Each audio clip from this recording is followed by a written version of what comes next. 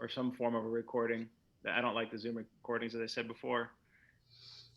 Hang on, Lily.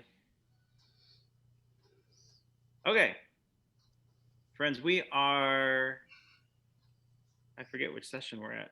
10, 11, 12, 1, 2. Is this our sixth session? Okay. We're having a great day of learning. We've had a lot of wonderful speakers. We're about to have another wonderful speaker. And Lily needs no introduction because anybody who's been associated with Mitzvah Congregation going back nearly 30 years has had some encounter with Lily in some way, shape, or form. But especially the last 4 years where she's been our Director of Youth and Family Programming. So it's my pleasure to hand over the spotlight to Miss Lily Dropkin. And Lily, you can spotlight yourself, I guess, because I'm having an issue getting it pulled up. There you go. Okay. Does that work? Yep. Yeah. Perfect. Okay. Okay. Cool. So I like running things as a discussion because I don't particularly like to hear my own voice. I don't like how I talk. I don't like how I sound in recordings. So I'm trying to forgive that. I'm trying to spare you all from that. So I'd rather this be a discussion rather than a lecture. So there is sort of an idea of Adam's first wife, and it sort of has permeated through our culture in a lot of different ways. So what do you guys think if you just hear Lilith or Adam's first wife? Is this something that you're familiar with? Yeah. Stu says yeah. Okay.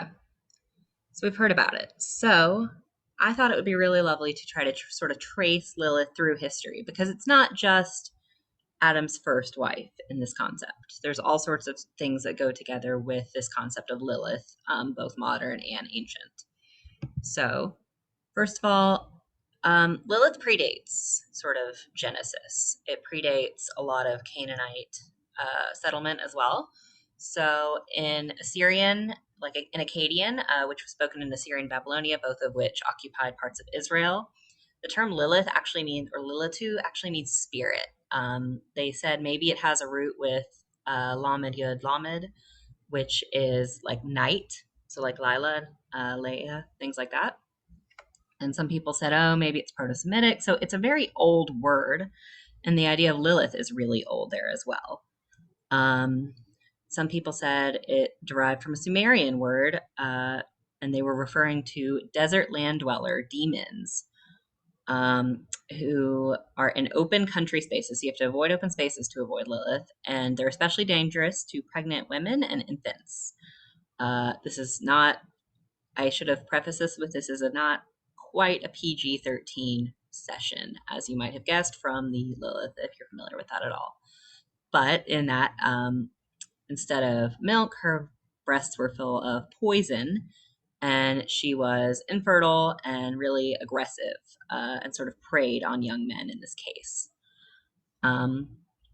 So she does appear in the Bible once in Isaiah, and they're not really sure where this is coming from. It says, the wild cat shall meet with the jackals, and the satyr shall cry to his fellow. Yea, Lilith shall repose there and find her place of rest. So they could be saying the figure Lilith, or they could be speaking more generally to a demon sort of class of Lilith. Demonology is surprisingly prolific in ancient Judaism all the way up even till medieval times. There's a lot of things, and we'll talk about later, but there's a lot of incidences of wards that you would keep away from demons, incantations, things called amulets. So this was a really present fear that people had, and I've done lessons on Jewish demonology before. So Brown Driver Briggs, which is sort of what's the word I'm wanting? Linguistic lexicon. Thank you. That's what I'm looking for. It is a lexicon of Hebrew. It describes this as the name of a female night demon haunting desolate Edom. So Edom's a part of the ancient Near East. That's probably borrowed from a Babylonian thing. And this also could be a hexagomenon. So this is something, say this word with me, hexagomenon. So that means it's something where there's only one occurrence of this word in the Bible. And there are a couple of these words, and generally translations of them have to rely heavily on etymological clues, context, where they're not fitting the sort of regular grammar pattern of Hebrew. And Hebrew is a language that is based upon roots, which I'm guessing many of you are aware of. So you cannot always find a root word when Hebrew gets conjugated in this way. So you do see her in a lot of other situations. So in part of a Sumerian story dating back to 2000 BCE, Lilith is actually part of a story with Gilgamesh. So the popular hero Inanna, the goddess of erotic love and war. In the story, Lilith is attempting to create a bed and a throne out of a willow tree. I'm sorry, Inanna is. And then, so one of the villains is Lilith. They said, wearing heavy armor, brave Gilgamesh kills the dragon, causing the Zubird, which is another common demonic motif, to fly into the mountains and a terrified Lilith to flee to the desert. They also talk about her screeching. So something, I think this was up here as well, but there is one translation of Lilith that denotes this as like a screech owl in Isaiah. They said it's something that's really kind of making a horrible scream and scaring the people around. So she does cause infertility. She devours children in this instance. She steals children and seduces men. So, and she appears really prolifically throughout ancient legends with Hittites, Egyptians, Israelites, and even Greeks. So this idea of Lilith is a really prolific, common demon happening all throughout the ancient world, not just in the Middle East. In the Gilgamesh and the Hulubu tree, Inanna, to her chagrin, found herself unable to realize her hopes. For in the meantime, a dragon had set up its nest at the base of the tree. My mother is telling me to slow down if you can't hear her. The Zubird had placed its young in its crown, and in its midst the demoness Lilith had built her house. And then she's in a Syrian tablet as well, called the Arlasan Tash tablet. O you who fly in darkened rooms, be off with you this instant, Lilith, thief, breaker of bones. So she is really common, and people are scared of her. And you can see here where she kind of even looks a little bit like a screech owl. This is an incantation bowl. Any questions so far? I have one. Who's that? One of the other slides. Huh? Yes. Okay. Now I see you. Sorry. I couldn't figure out who it was. One of the other slides, it showed Lilith with owls. It looked like owls down at the bottom. And you're talking about screeching. Mm-hmm. Does that have anything to do with each other, or is there a reason she's depicted with owls? Is that common, or is that just that one thing? Or so this tablet, they think maybe is a picture of Lilith. They're not super sure. It could also be, I think, a Babylonian goddess as well. But the screech owls are part of the reason they do think this could have been Lilith, because there is sort of the etymological connection. Did that help? Yes. Okay. Anyone else? I realize I talk very fast, as you can tell from my mother whispering at me to slow down, but not really whispering. Okay. So she even appears in the Dead Sea Scrolls. For those of you who are not familiar, the Dead Sea Scrolls are a series of scrolls that were found in sort of the Dead Sea Basin in a place called Qumran. And they are some of the most complete text versions of the Bible that we have found. So they are some of the oldest as well. But there's not just biblical texts in these. There are texts such as like the War Scroll, where they talk about the sons of light and darkness, and apocalyptic things. And there's also texts on demonology. And these Qumranites, are apparently very superstitious. So these texts refer to the identification and exorcism of demons, and this includes Lilith. There's a scroll called the Song of Sages, and it's fragmentary as well. And it talks a little bit more in depth about that. But so all of these Near Eastern texts are assuming that the people reading them and that the audience that they have are familiar with the idea of Lilith. So this is not just and this is, mind you, before we're ever talking about any of Genesis. at all.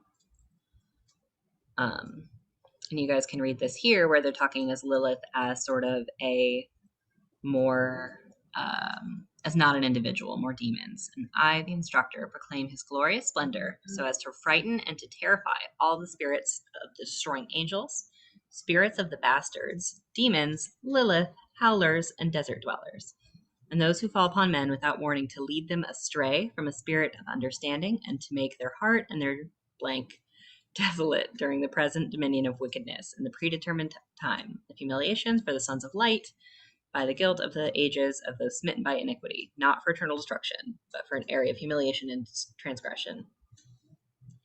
So in this, they're saying that the demons are leading people astray, and this is sort of what is a precursor as well to apocalypse and destruction. So she is found in Talmud, in tractates. And this is, again, not Adam's first wife. So this is Tractate Nita. If an abortion had the likeness of Lilith, its mother is unclean by reason of the birth. So, for it is a child who had wings. So this could have to do with like a stillbirth. If, the child was deformed, they said, oh, it's actually a demon. It's actually a Lilith. And by the time of the Babylonian Talmud, which is sort of the diasporic Talmud written, so that's the commentary on Genesis, Jews are apparently aware of this. There's not really any mention in Mishnah in this, but they talk about Lilith in a lot of different ways. There's a really famous statement of a rabbi. It's Rabbi Jeremiah. It's made in reference to, again, not PG-13, sorry, nocturnal emissions. I'm not going to explain that further. Hello. What? Did you just come in and that's what you heard? Awkward. Okay, so yes, quote unquote, nocturnal emissions. And the idea was that men who did this at night were responsible for the birth of demons because it was wasted. So it was actually just going to the demons. And that's what was creating more of this class of Lilith demons. But even in other tractates, they continue to equate Lilith with death and childbirth, child stealing, disobedience in wives, and sexual immorality. So you can see here, where they're talking about the curses of womanhood. She grows long hair like Lilith, sits when making water like a beast, and serves as a bolster for her husband. So she's really, they're comparing her to a demon when she's really, I guess, not maybe the best wife they've ever seen in their lives. And this is the case where we're talking about nocturnal emissions in a lot of cases here. Let me see. But they talk a lot about protecting yourself from Lilith. And they say otherwise it's because one might emit this nocturnal emission in vain. And whoever does that in vain deserves death, says Rabbi Yohanan, for it is said in scripture. And this might be where you sort of get this inappropriate again, but like this, God's watching, you're gonna make someone cry. There's a demon. It's gonna get you. It's kind of scary. It's she was kind of, I guess, used as a disciplinary tactic in this case. But she comes in as Adam's first wife to explain inconsistencies partly to explain inconsistencies in Genesis. So, as I'm sure most of you know, Genesis has two different creation stories. The first one, where they're talking about creating God, is let us make man in our image, in our likeness, let them have dominion over the fish, the sea. Continuing, and then it says, God created man in his own image, and the image of God created he, him, male and female. So he creates man and women together. So the rabbinic tale here suggests that Adam has a wife made of something like him from the earth, just like Adam. So they're created together. Let me see. And then Genesis 2 obviously is sort of the day, is the sort of Garden of Eden thing, where we're saying that Adam's wife, the first woman, Eve in this case, was created from Adam's ribs, a bone of my bones, flesh of my flesh, she shall be called woman because she was taken out of men. So we see two different origins, I guess, for women as a whole. So where do you think this is going?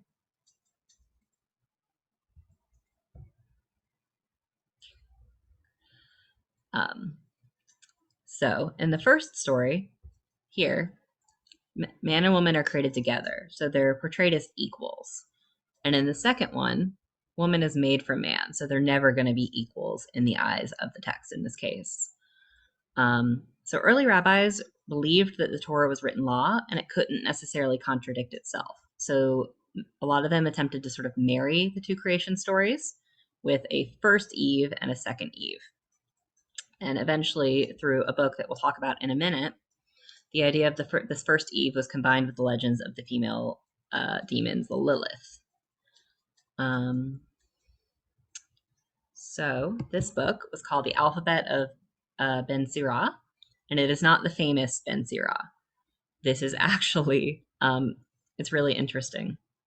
So it's created in the Middle Ages in 800 or 900 CE. So this is a lot later than what we're talking about in ancient culture. Good on time. Good. So in this book is written anonymously, again, not actually by Ben Sirah, and it contains 22 episodes corresponding to the 22 letters of the Hebrew alphabet. So it's an acrostic. And so in the 5th episode includes a Lilith who is sent to tantalize and terrify the population for generations to come. And a lot of this book is not really to be taken seriously. It's sort of intentionally ridiculous in a lot of ways. And it sort of shows this familiar Lilith demon. But in it also, it has this sort of text where it says, here, Lilith was actually Adam's first wife. So does somebody want to read this? Can I get a volunteer?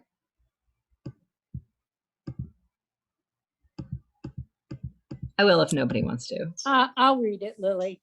Okay, thank you. All right. Alphabet of Ben Sirah. When the first man, Adam, saw that he was alone, God made for him a woman like himself from the earth. God called her name Lilith and brought her to Adam. They immediately began to quarrel. Adam said, "You lie beneath me." And Lilith said, "You lie beneath me. We are both equal, for both of us are from the earth." And they would not listen to one another. As soon as Lilith saw this, she uttered the divine name and flew up into the air and fled. Adam began to pray before his creator, saying, "Master of the universe, the woman that you gave me has fled." God sent 3 angels and said to them, "Go bring back Lilith. If she wants to come, she shall come. And if she does not want to come, do not bring her against her will." I muted myself. Okay. So in this first instance, and we're going to read a little bit more of this, but they immediately start to quarrel where in this, it's in case of sexual positions where Adam would like to be on top and Lilith isn't having it. Because she said, we're equal, there's an innate domination in this, and I would like to be on top. And they would not listen to each other. So Lilith utters the divine name, which I will say is, as Jews, that's part of this unforgivable sort of cursing that she's got here, where you're sort of knowing that she is doomed in a lot of ways. So she's not saying the tetragrammaton, she's uttering the actual divine name, which you are not supposed to be uttering, and nobody theoretically is knowing. So that's one thing she has going against her. And then Adam, first, he doesn't immediately move on to Eve in this. He says, "Bring me back my wife." In a lot of cases, I want to check. No. Okay. So they chase Lilith, and you get into this later where Lilith even becomes, you see some of these really inane sort of creation-y demon sites. You have Lilith come up as sort of even like the queen of darkness, she married the king of hell. gave birth to all the crazy little babies. And it's really, it gets really in depth and really crazy. But in this next portion, they find her, and they say they found her at the sea, in the place where the Egyptians were destined to drown. So they're putting a biblical connotation in here as well. They're saying they found her at the Red Sea, where all of these people had died, and we had once, where we had found our freedom. And they said, if you will go with us, we'll good. If not, we'll drown you just like the Egyptians, because you're not free. And she said, I know God only created me to weaken infants until they are 8 days old. From the day the child is born until the 8th day, I have dominion over the child. And if he is a boy, basically. So what happens on the 8th day for Jewish baby boys? Anyone? Rabbi? Circumcision. There you go. Circumcision. So until a child... Get my mute button off. Oh, you're fine. Right, so circumcision. So until a child is actually brought into the covenant, they're said to be, they're said to be sort of belonging to this demoness, where they could still theoretically die. Because again, we're talking about this ancient Lilith who is eating the babies, and she's used to explain, death and childbirth and stillborn and sort of all of the things that can happen in the ancient world that are around reproductive health, because there was a pretty high maternal mortality rate. So they don't... Mom, sorry, my mother is playing some music apparently. No, I just want to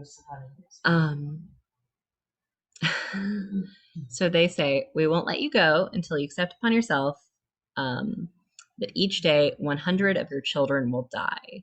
So by this point, what we talked about earlier, Lilith has now linked up with the king of hell in the story, and has had all the millions of demon babies, and certainly has been collecting the demon babies from the nocturnal emissions of all the people around her. And she accepts that. So theoretically now 100 demons die each day. And this actually sort of goes into demonology, because in Jewish demonology, especially in the medieval ages, there's a demon for absolutely everything. There's one for water that's uncovered. There's one for, the particular wind when it catches the specific way in the desert. So it's kind of interesting that the alphabet of Ben Sirah is describing this is why some of these demons are dying out, why we're not seeing them in our ancient world, now.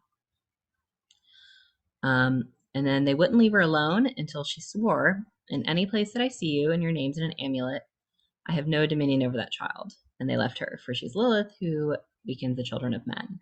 So they then and you still actually find Lilith amulets that exist, where they were given to the children to protect her from Lilith, and this was meant to ward off some of the things like SIDS or that would have gotten a young child or a young baby. So this is a tablet here. This is a Lilith amulet. So let's see. So it says on here, bind Lilith in chains, protect this boy who's a newborn from all harm and evil. Amen. Is one of the cases in here. And this is obviously Hebrew. And it doesn't... What does this kind of look like to you? It doesn't look like a person. It looks like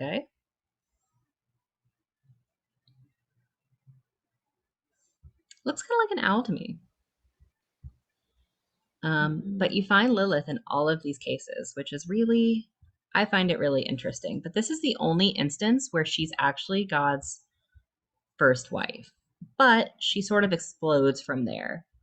So I'm going to go back because I don't have pictures of these. But you see Lilith coming out now as this person who is tempting all men, who is tempting who is tempting angels, demons alike. Even in this case, you see her as she's literally the snake that is coming to Eve and saying, I am the one who's tempting you outside of the garden. So it's really interesting where we talked earlier with Rabbi Berkowitz about how we sort of write fan fiction for biblical characters that we don't have a lot of. And Lilith sort of gets this, especially after the alphabet of Ben Sirah, which, you come to this 200 years later, you don't necessarily understand that it likely could have been parody. We have a tendency to look at weird things in ancient texts and take them at their face value without realizing that maybe they're not meant to be. Like the rabbi talks about judges a lot, where it makes a lot more sense if you look at it like tall tales. And this is what the alphabet of Ben Sirah was in this case. But it took off so far that Lilith is still associated in this. And this is a very prolific idea. You guys all said we're familiar. That's Adam's first wife, right? So helpful. I deleted that earlier. But she sort of comes out too in the Talmud later as sort of the reason why some of these rabbis could be saying not great things about women as whole. As a whole, we're describing women as lazy, jealous, vain, gluttonous, and they're particularly prone to occult and witchcraft. And part of this is this thing right here, this amulet, because they are doing witchcraft theoretically to protect their children. From Lilith. So men are repeatedly advised against associating with women in a lot of these cases, though sometimes that's because of the man's lust versus a shortcoming in women. But again, remember, we're talking about Lilith is also tempting men with lust. So see, the Chabad.org, which I don't love, but I did like this little portion here, sort of compares Lilith and Eve in this way. Lilith was a woman of absolutes, intolerant of anything but perfection in her man and his relationship to her. Not the recipe for the great marriage. Hava, so Eve, that's her Hebrew name, was ready to look the other way for the sake of the relationship, aware that things are never perfect, but love can make it work. She contained within her some of Adam and could feel his heart's rhythm beat within her own. I don't love Chabad, but I did kind of think this worked decently where they were trying to make this allegory for marriage. In some ways, they're saying here that, women should be not completely equal, certainly, because women are not able to fulfill all the commandments in the same way that men are in orthodoxy. But the Eve was somehow more forgiving, that she was willing to work with it. She didn't fly away and abandon Adam, even after the serpent thing where she was sort of cursed to the pain of childbirth and they had to be kicked out, where Eve stayed, but Lilith left. And that was another sort of last straw for Lilith to be characterized as this demon. So do you guys have any more questions? I have a little bit more. Just want to pause because I'm going to jump way forward in a minute. You guys all look I feel like I've broken you.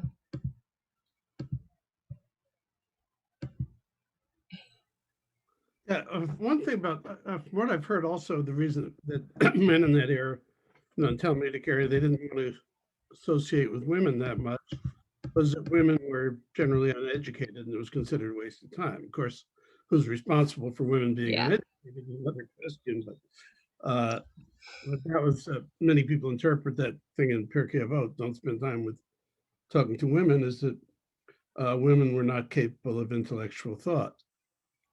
Right. Yeah, but whose fault's that? It's a circular thing. Women were not capable of intellectual thought because they were never educated. Right. And even in there were a lot of ideas where, women had sort of the devil component to them. You see a lot of ancient drawings, even in the medieval times, of like women's reproductive systems looking kind of like devil horns. And things like that, where especially when we're avoiding women on their period as part of this, where we're saying, oh, this is when she is unclean, but also this is when she's more susceptible to like this demon, which I find interesting. All right. Anyone else? Come at me.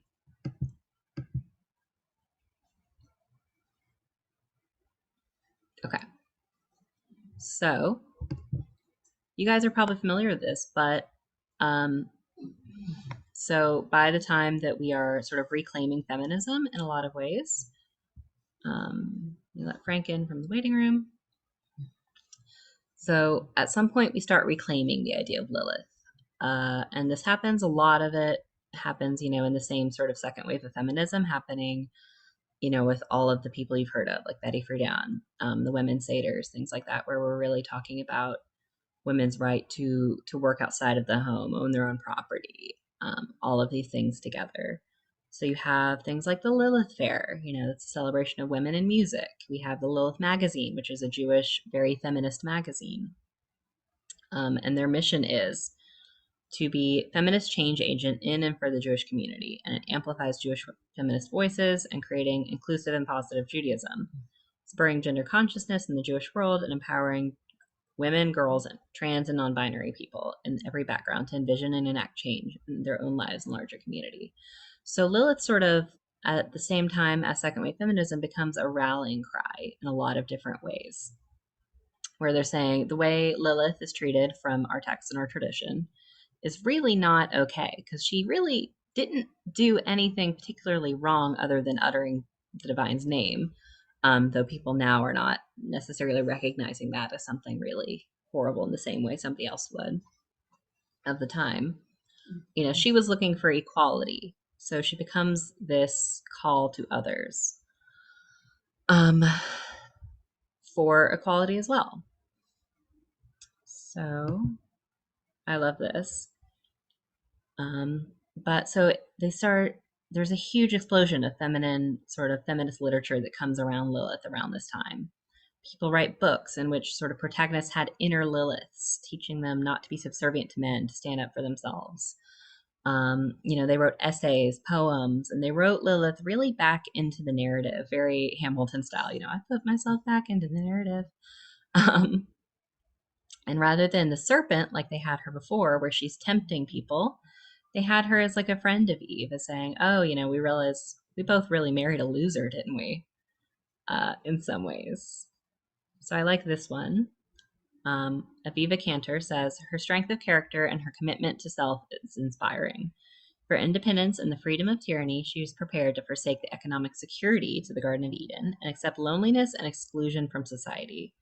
Lilith is a powerful female. She radiates strength, assertiveness, and she refuses to cooperate in her own victimization.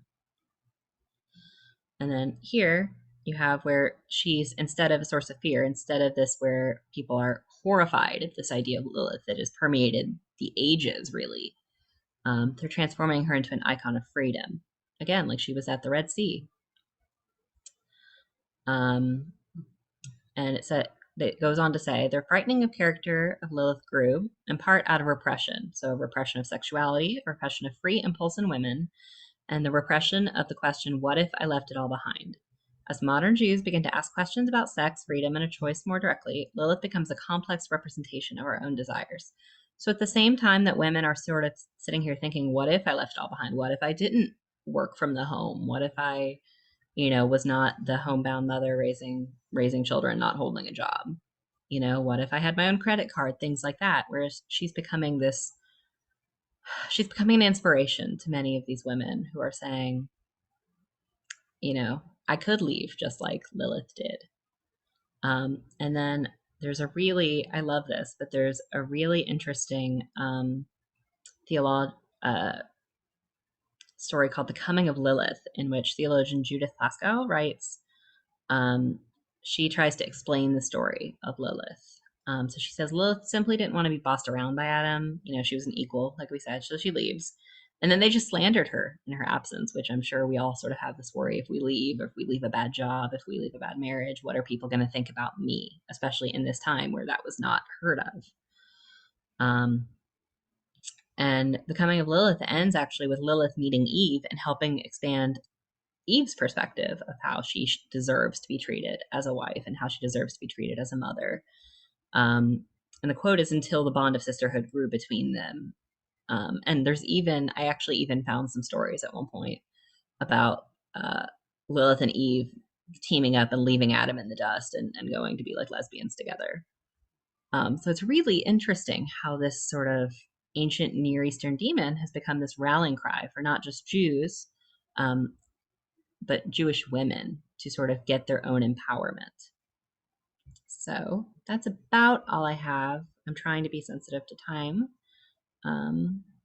And so we have time for questions. Anybody? I can stop the share. Lily, Yeah. what I thought about when you were teaching on this, I thought about the especially with Lilith and Eve. I thought about the two polarities, if you will, in unity, not only in looking at the two as one, but even in the feminine side of Adam, sort of like the idea that when in the one story that you talked about, Lilith did not want to be did not want to be uh, dominated, and then in the other one, it's like Eve decided to go along with Adam, whatever.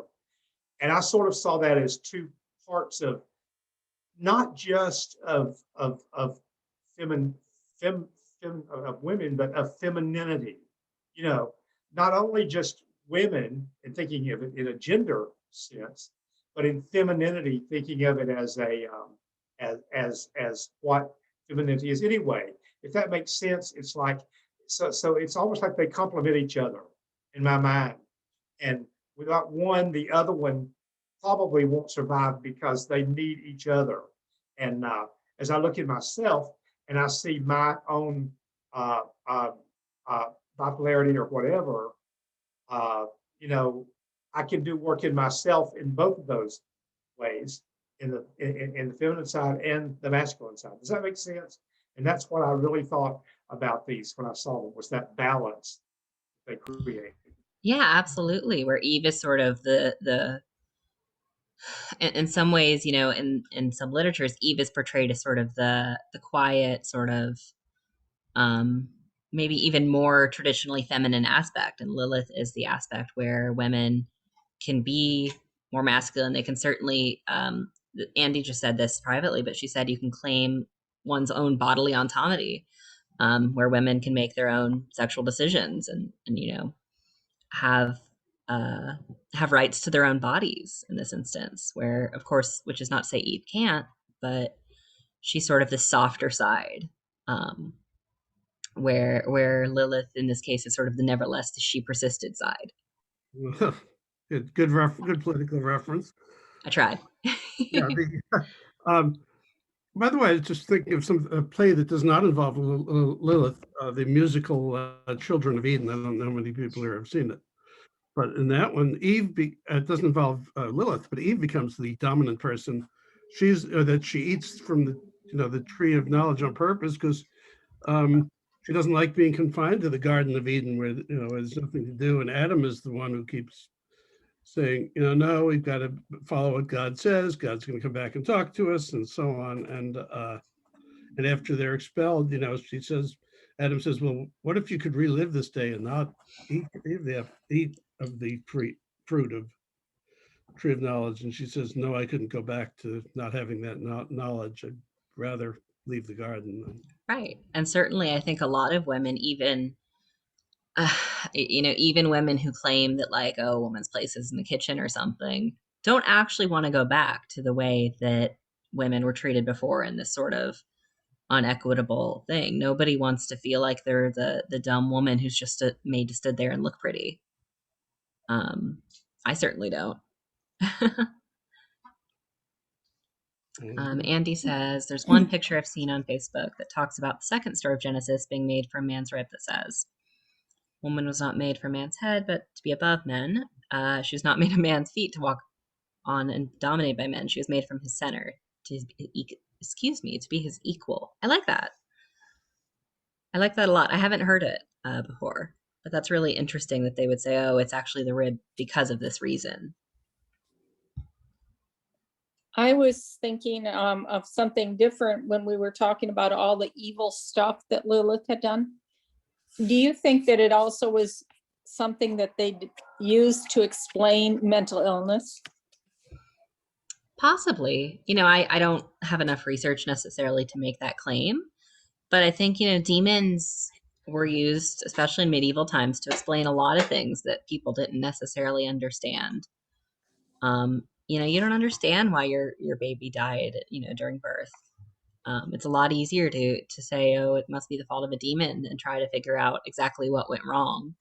It's almost kinder in some ways to not torture yourself. I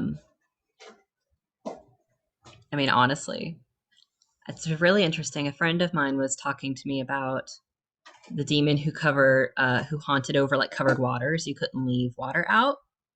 Or the demon would like sit on it, and when you went to drink the water, you would eat the demon and you would be possessed in some way. But my friend was sitting there saying, I wonder if that's how holy water came about, where this was water that was covered, so no demons could ever get near it.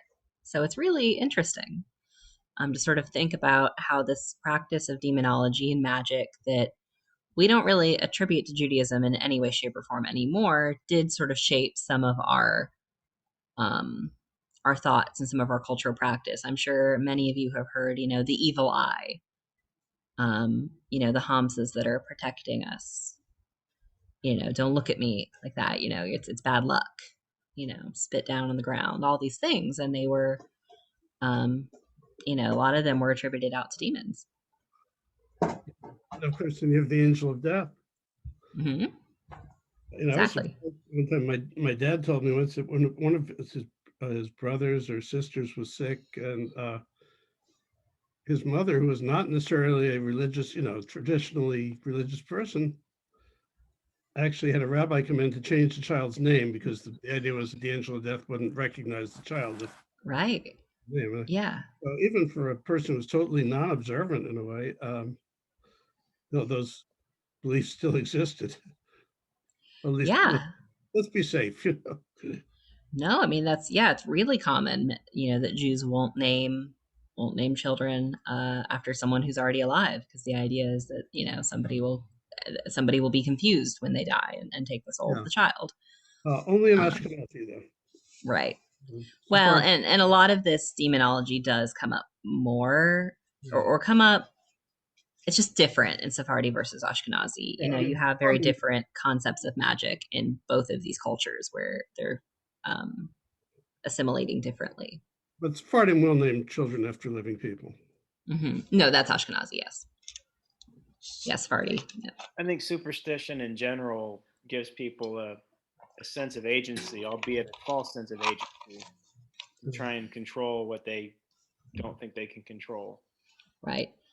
But it's really interesting where Lilith went from superstition in this case, where you have this agency of superstition, to an agent of change, at least to me, which is why I'm really fascinated by this. Yeah.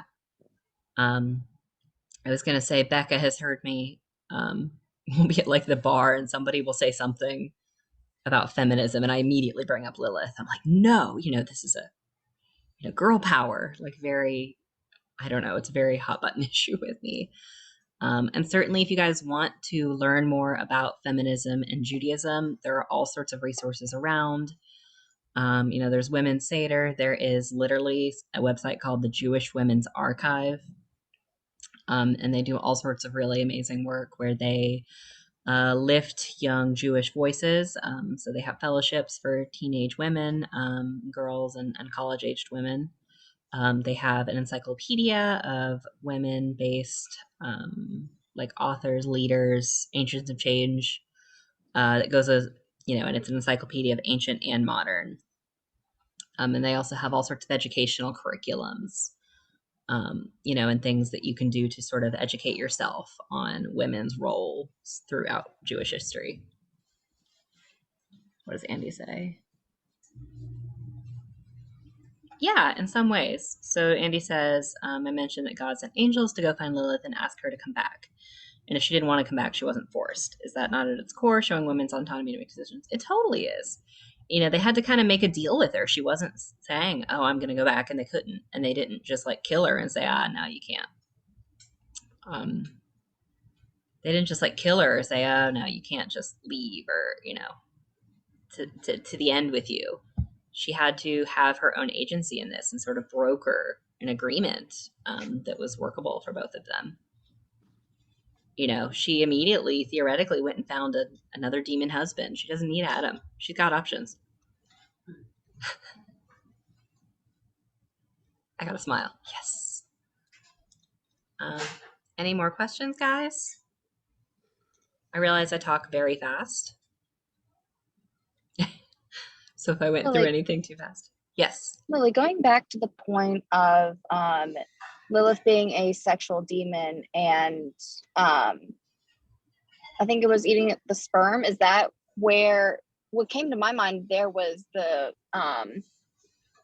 ancient ban on masturbation for males? Is that kind of related? Or is Yeah, that more No, so that's part of it where you're not supposed to waste the semen. But also the worry was that you could father more demon children. And it wasn't even that she was eating it. It was that she was like invisibly coming to them and they were having sex with her, to create this emission. Yeah, not PG-13. Sorry guys. Cover your ears, Tilly. The nocturnal emission was a sign of impurity for men. So Yes. just where like women's cycles would be an impurity as far as ritual status would be, that would also be something that was disqualifying for the men. So Right. there was But definitely women, something that was out of the realm of or the ordinary, and that would be unacceptable for rituals. right. Are you supposed to go to the mikveh after masturbating as a man? Or accidentally, or nocturnal Yeah. emission. Usually, There's Yeah, I don't know. actually it's different in the Jewish law. comes from dreams. But I remember one woman, actually it was in a discussion of Tazria, a woman after childbirth becomes Mm-hmm. impure for so long. One woman said, maybe this was just a way of telling the men, leave your wives alone for a while. You just have a Right. great, let them rest up. So, but if you say, if you tell people not do it, then they'll say, oh, I just become that. If they say, oh, she's impure, then that's a little stronger for the. Well, and certainly think about it this way, and it's not super fair in that women were sort of after their periods or during their periods, they're sort of cloistered off, while men are like, you can do the impure thing, just come on back, it's fine. So unless if there's one more question, I think we have time for one more question. But we're running. Up. Thank you, Lily. That was wonderful. It was interesting. PG-13. I just say it definitely wasn't NC-17. It was fine. But always interesting to hear more about Jewish superstition and actually how we've used that to find practical applications, even though beyond what was intended. And I think that's a sign of empowerment to say, here's something that we've been handed. We're not really sure what to do with it. Let's build something of our own out of it. And I think that's one of the more remarkable things that's come from the rise of Lilith and tradition. Right. Absolutely. So we're going to have a break, about 10 minutes.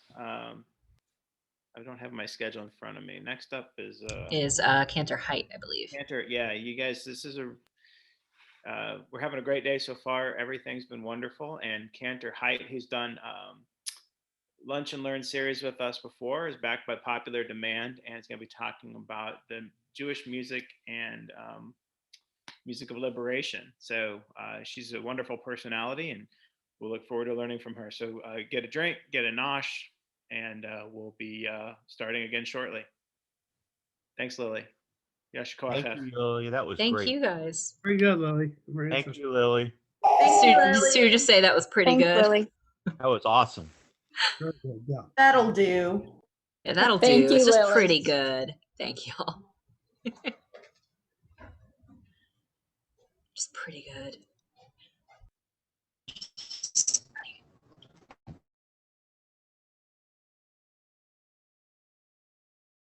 Anyway, I feel really strongly about feminist Jewish literature and context. So if you guys have questions about any stuff like that, please ask me. If I don't know, I will find it out because I find it really fun.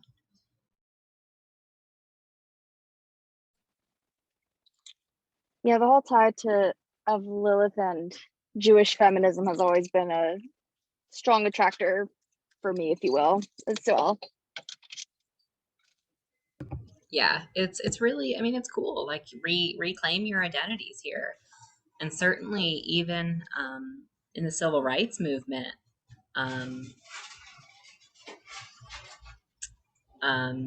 you know, and at the same time, this women's liberation of work and things like that, it led to reform, to change in like religious ceremony as well. Specifically even in the conservative movement, where it was, in a lot of cases, you know, Jews wanted to be involved in the civil rights movement, but there was only so much they could do, you know, and in some cases, I think many of the African American leaders felt as if, not the leaders necessarily, but some of the African American people felt as if, you know, the Jews should stick to their own sort of injustices first, or alternatively, people were inspired from this sort of struggle between race to go and say, look at these injustices in my own organization. How can I work to fix them? Mm-hmm.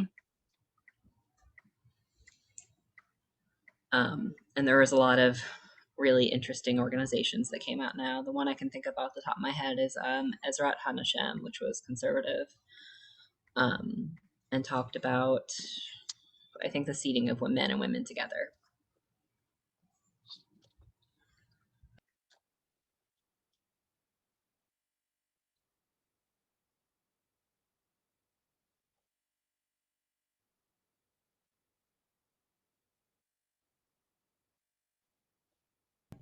I'm all alone. There's no one here besides. I'm here. I'm just passively listening. No, you're fine. There's people here. I'm not worried. Everyone's just got the camera off. I've been multitasking pretty much all day. Fair. I have lunch/dinner, so I'm gonna turn my camera off probably and eat. Nice. I just picked up a loaf. I'm like, I just want toast with, I have this blueberry goat cheese. I'm like, that sounds really good right now, but I don't have actual bread. Time to go to the bakery. Did you get the cheese from Aldi? No, I got it from Bread and Butter the last time I went. Okay. Aldi has a blueberry Stilton I saw. There's so many good cheeses at Aldi. I know, it's all really good at Aldi. I had one that was it was a port wine cheese. Ooh. It was so good. Things I want in my stomach. I had a not specifically for like charcuterie board, but it was really good. Mm-hmm. I'm loving like the charcuterie art people make now. It's like crazy. Yes. So cool. So I guess it's pretty hard to be kosher and do charcuterie. Yeah. Unless you're gonna do like all cheese or all meat, like you gotta pick one. Yeah. True. I guess you could do like tofu's maybe. Or fish. Or fish. Yeah, you could do fish. You could do fish in the charcuterie. Some that have like locks on theirs instead of that's smart. Other meat, so they'll have like locks on there. You could do like olives. Yeah, charcuterie boards. Yeah. A lot of them have olives. That at least the ones I've had. Yeah, or like pestos, maybe like herbs. Mm. I said the magic word for Becca. I know I'm probably pesto and cheese. Those are two of one of my favorite things. So. Oh, I know. Kind of going back a little bit, but like how you were talking about how you like learning about like Jewish women's roles and stuff and civil rights and stuff. I actually went to the History Museum in St. Louis yesterday with a friend, and they have an exhibit right now about women's suffrage in St. Louis and like what was happening. And they had like several influential women, white women, women of color. Just it was very inclusive, but like they had a whole wall of the exhibit where it just like spotlighted individual women, and it was super cool to be there with my friend and then get to a part on that exhibit wall where it was talking about the wife of the first rabbi of my congregation. I was like, oh, I go there. Like, oh, that's so cool. Wow. It was really cool because she was pretty controversial in her time because she would publicly speak out against her husband and like started her own publication. Love it. Of oh a my Jewish gosh. magazine here in St. Louis, and like it basically said in her description, like, she was not afraid to call her husband out. And I was like, okay, but I'm here for that. Like, yeah, I love that so much. Definitely, I'm not into the quiet Rebbitzin sort of idea. No.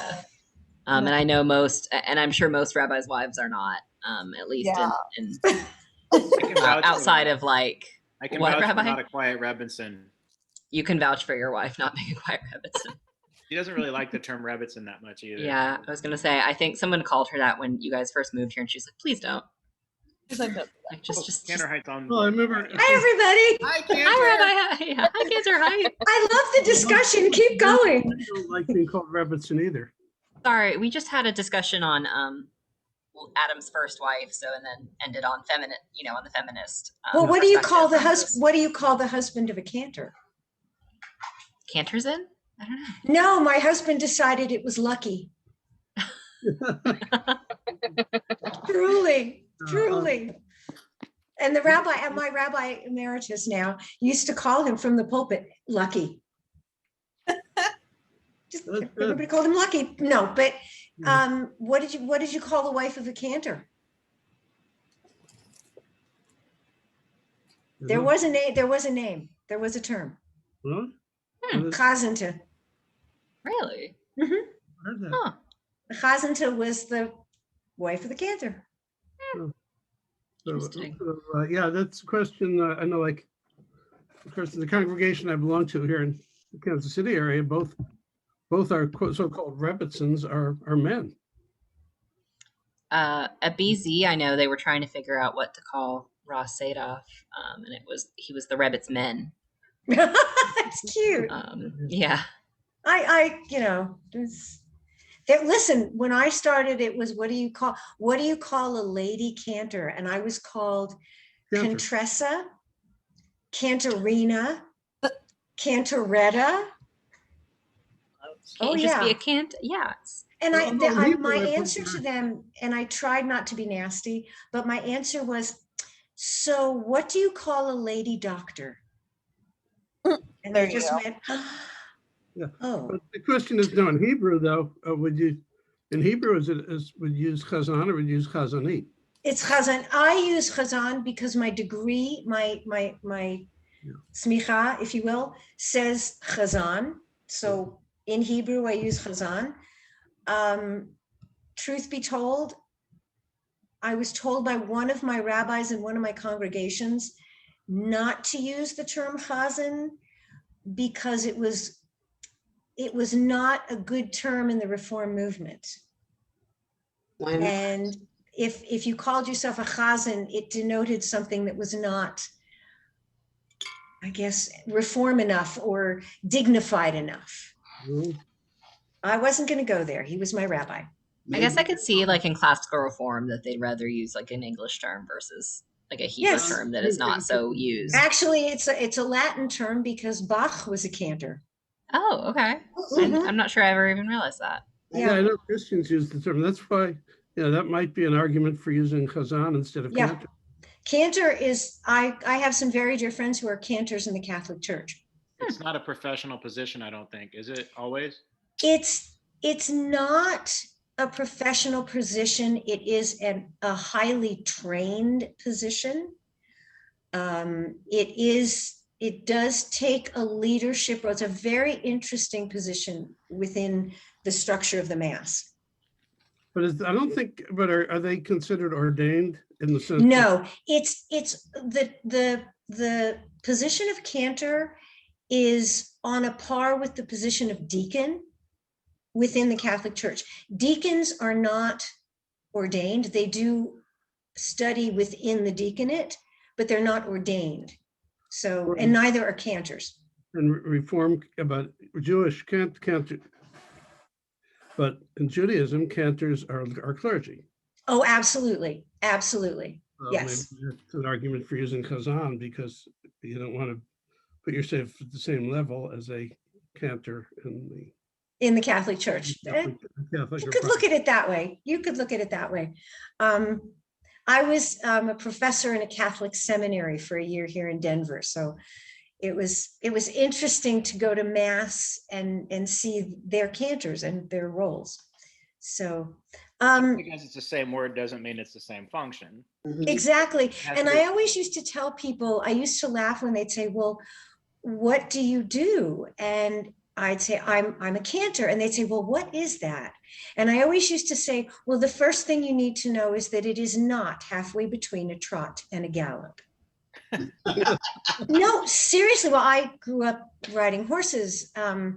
But it is true that some people think of that and they think their mind goes to that, you know. So, and if you lose a canter, it's not like, you know, something for pouring wine. You don't, decanter. Well, I have to tell you a very funny story about my first congregation was in Evansville, Indiana.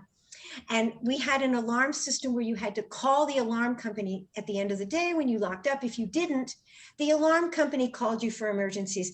And one time I was out of my house